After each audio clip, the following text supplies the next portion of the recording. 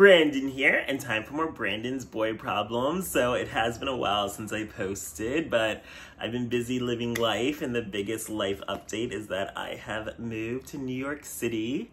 I feel like I've always wanted to experience life in New York City, just growing up, especially growing up in Pennsylvania. I feel like the goal has always been to live in New York. Like, New York's always been like the biggest major city in the country, one of the biggest cities in the world. And they always say if you can make it in New York, you can make it anywhere. And it's just like, it's New York. Like, I like the northeast type of city where like you don't need a car, you can just walk everywhere. There's like stuff all around you.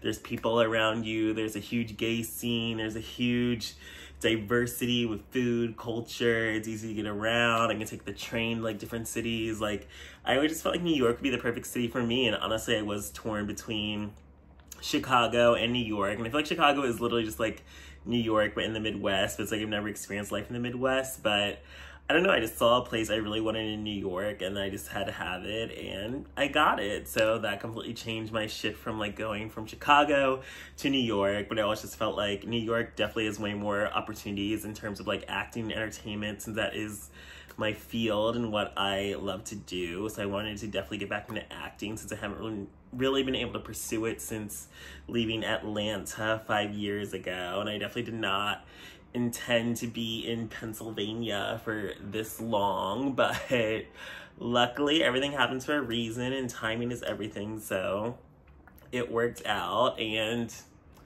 I love New York so far. Like, I live in Washington Heights, which was the very first neighborhood I ever stayed in when I first traveled to New York by myself.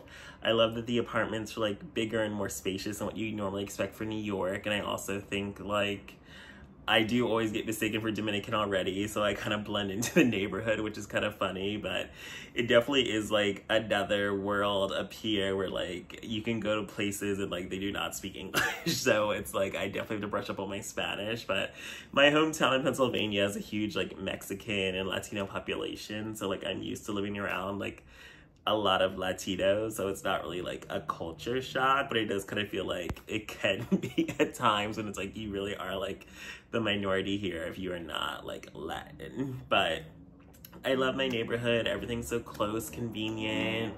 I love New York so far. I already had 2 dates in my first week here, which is like another major thing I wanted to experience, like moving to the city so that I could like experience dating again. Like, I really had no life in Pennsylvania, like no social life, no dating life, barely any sex life. And when I did, that's usually when I traveled and got out of town. That's when I was able to like hook up and have action. So I've been enjoying going on dates, even though I mean both of them so far have just been one-off dates. But then again, I did kind of leave town for like 5 days after moving here. So I've only literally just started being like settled into New York, where like I'm not on the go. Like, I was already supposed to be somewhere this week too, but I canceled that. So it really was like a rough, not rough, but I don't know. I just haven't, I've been all over the place. So like to actually feel like settled, like this is home, is like only finally just starting to like kick in, because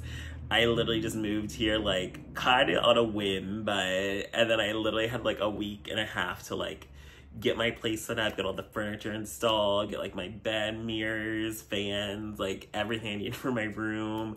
And then I was like on the go back to Pennsylvania, and then I like got more stuff to bring back. So it's like I'm still like in the process, and I finally just got like all my cooking stuff to like really make it a home where I can like actually cook at home. So it is still like a long process, and I'm really proud of myself because I really did this all like on my own without help with like from my parents or having other people like financially support me. Like, I really did this like all by myself, and I'm really proud of me, like to pay for everything on my own and to just do this on my own is like a big deal. It's like really like adulting at 33, but never too late. But yeah, as far as my dates, like the first one, like I was really into him. He was like this cute Dominican guy. He was exactly my type, like big beefy brawny bush and bearded.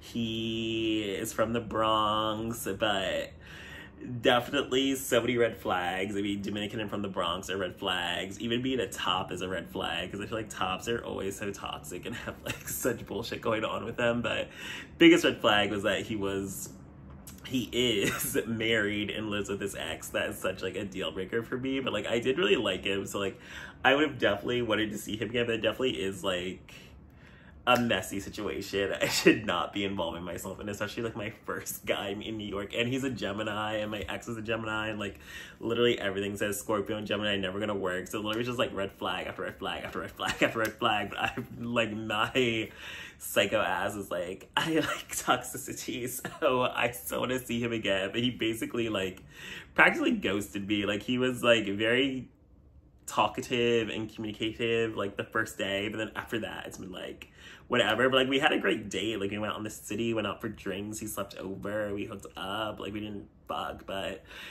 we did everything else, and like I enjoyed his company. But it does seem like he definitely has a lot going on, especially with that husband, so I definitely should not be involving myself with married Dominican Geminis. And then the next guy was kind of like, I don't know, like I didn't feel like a spark romantically, but like I do find him attractive, and like we have a lot in common. Like we're both actors, and he lives in my neighborhood, and I've been telling more about the neighborhood and a great like resource. So I don't think there's a more like friend or friend with benefits potential there, but I didn't feel like I want him to be my boyfriend. But also, I don't know, I feel like I'm just very open now, like open-minded. It's like I literally just got here and fresh meat, so you're definitely always like most popular when you're fresh meat. So I think I'm excited for what New York has to offer. Like it's already off to a great start, like getting 2 dates in the first week when it's like in Pennsylvania. I can't even remember, and the last time I went on a date, like I was maybe a date like